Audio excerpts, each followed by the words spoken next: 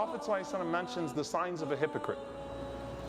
One hadith mentions 3, one hadith mentions 4. One hadith says when he speaks he lies, when he makes a promise he breaks the promise, وَإِذَا تُمِنَ خَانَ, and when he is entrusted then he will violate that trust. Speaks lies, breaks a promise, and at the same time that person cannot be trusted with any type of amana.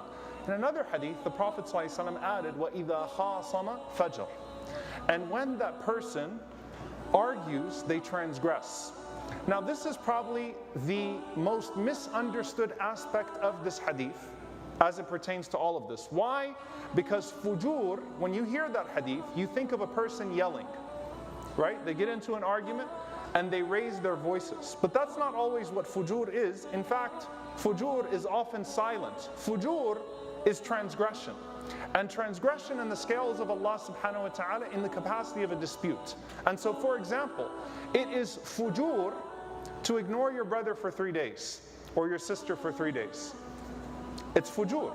It's silent, you're not saying anything, but that is وَإِذَا خَاصَمَ فَجَرَ, that they boycott each other or they boycott one another over their arguments. That is a sense of fujur.